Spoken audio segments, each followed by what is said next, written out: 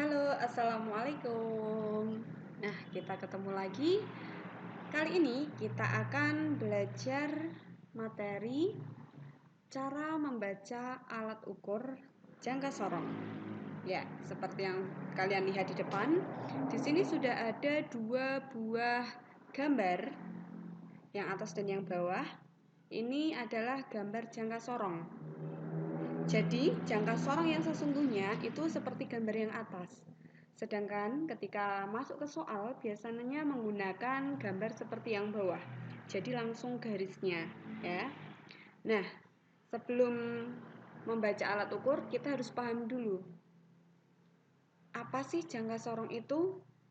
Terus digunakan untuk mengukur apa?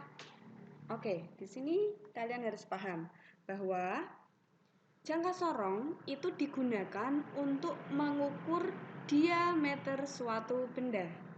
Ingat, diameter ya, bukan panjang. Contoh, ketika kalian ingin mengukur diameter dari kelereng atau diameter dari sebuah cincin misalnya, maka kalian tidak bisa menggunakan penggaris. Jadi tidak boleh kita menggunakan penggaris terus mengukurnya penggarisnya diputer, itu nggak boleh. Jadi ada alat yang lebih tepat. Nah, namanya jangka sorong. Ya, jadi diingat-ingat ya. Jangka sorong ini digunakan untuk mengukur diameter suatu benda. Baik diameter bagian luar maupun bagian dalam. Misalnya pada cincin. Cincin itu kan ada bagian luar, ada bagian dalam ya. Nah, pada jangka sorong, jika kalian ingin mengukur diameter cincin bagian dalam, maka kalian menggunakan jangka sorong yang bagian atas di sini.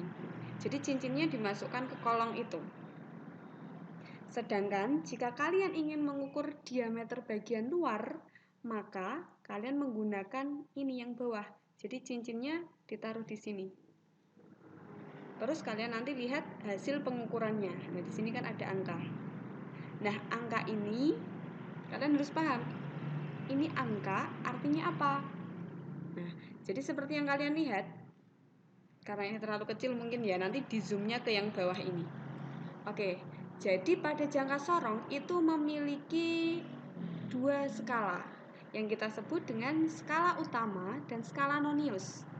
Jadi skala utama itu angka yang besar ini 0, 1, 2, 3, 4, 5 sampai seterusnya. Ini bisa lebih dari 10 ya.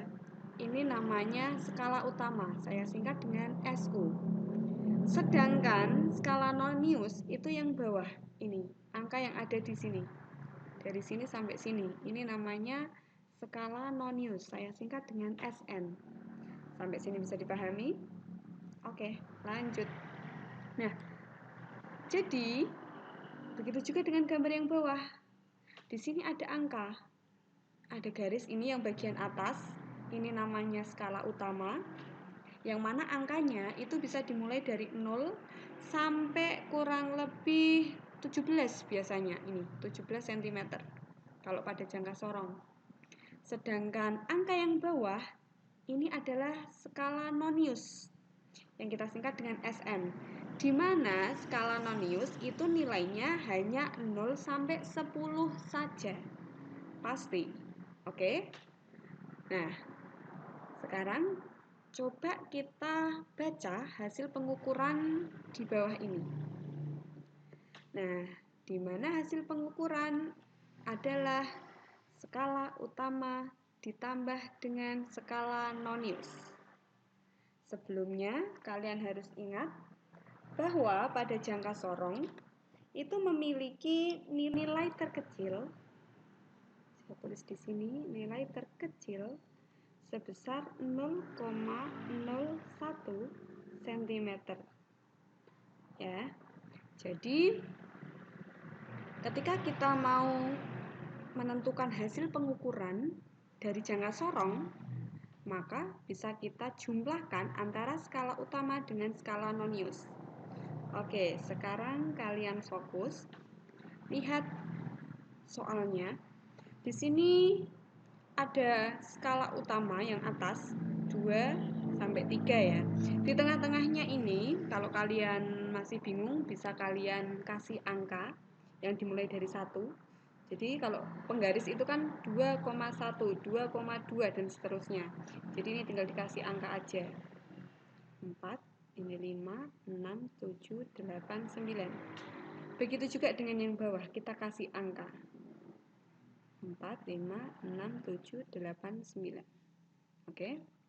Nah, tinggal kita jumlahkan. Skala utama kita lihat yang atas.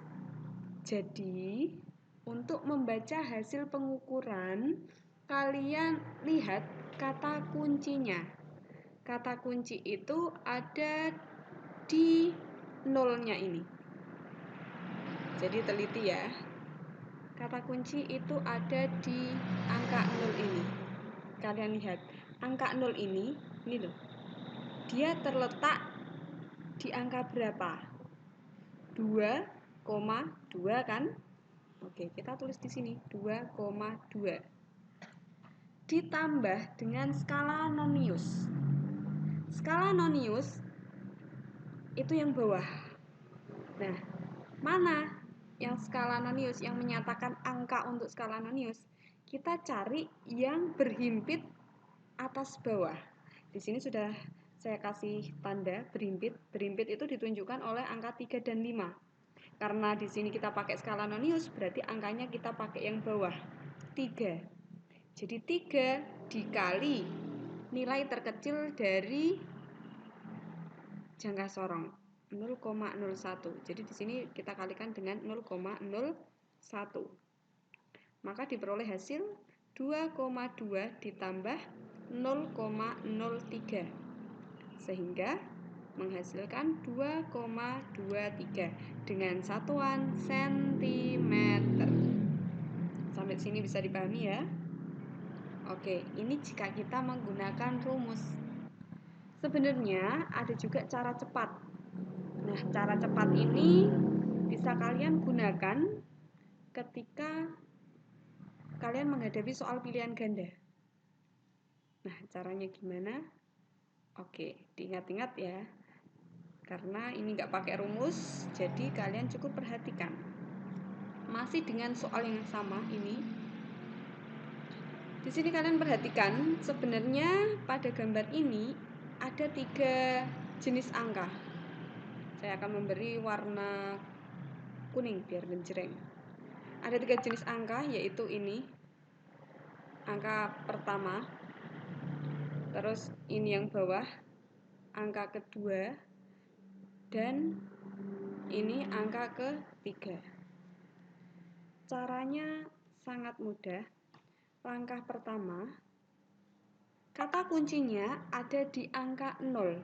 Kalian lihat, 0 ini terletak di antara angka berapa dan berapa yang paling atas? 2 dan 3 kan? Oke, kita ambil yang paling depan. Maka di sini kita ambil 2. Kita tulis 2. Selanjutnya angka yang tengah, ini kita sebutnya angka tengah, ini angka bawah ya. Angka yang tengah masih sama, kata kuncinya ada di nolnya. 0 ini terletak di antara angka berapa dan berapa? Iya, angka 2 dan 3 juga kan? Masih sama caranya, ambil yang depan. Oke, 2 juga.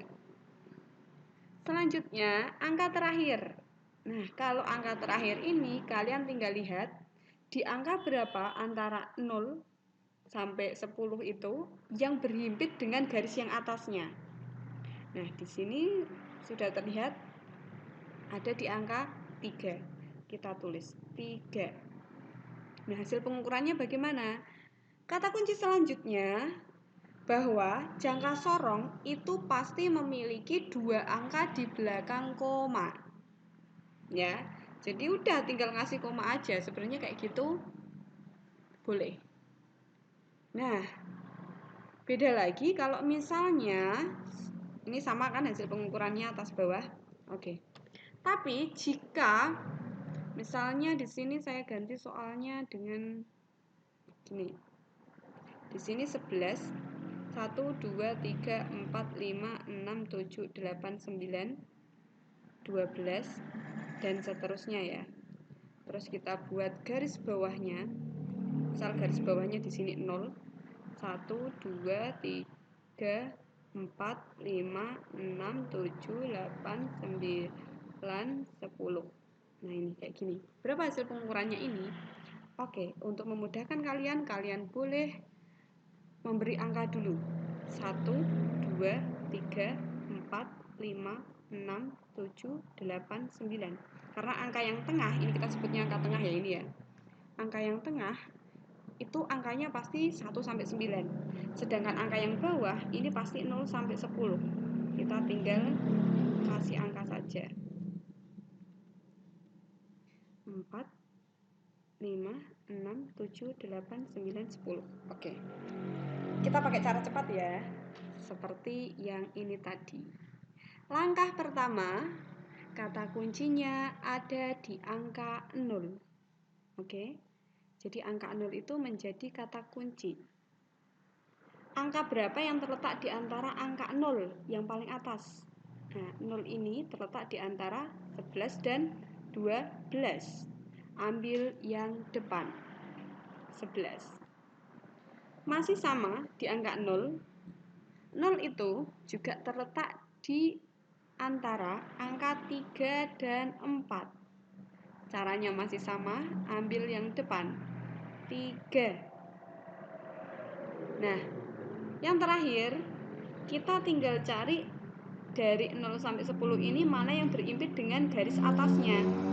Ini kelihatan ya, 0 tidak, 1 tidak, 2 tidak, 3 tidak, 4 tidak, 5 ya, 6 tidak, 7, 8, 9, 10 enggak.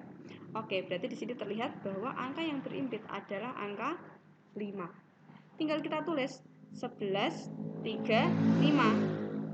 Diingat-ingat, 2 angka di belakang koma. Jadi hasil pengukurannya adalah 11,35 cm. Jadi kata kuncinya itu harus 2 angka di belakang koma. Untuk yang depan, ini kita menyesuaikan dengan skala utamanya. Skala yang paling atas. Jadi kalau skala yang paling atas ini angkanya di bawah 10, otomatis nanti angka yang paling depan ini pasti hanya 1 angka. Tapi jika angkanya yang utama yang paling besar tadi di atas 10, misalnya ini, pasti dia terdiri dari 2 angka. Bisa dipahami ya? Kalian mau pakai cara yang mana? Silahkan. Yang penting kalian bisa memahami dan bisa mengerjakan soal-soal yang lainnya. Oke, selamat mencoba dengan soal yang lainnya. Terima kasih. Wassalamualaikum warahmatullahi wabarakatuh.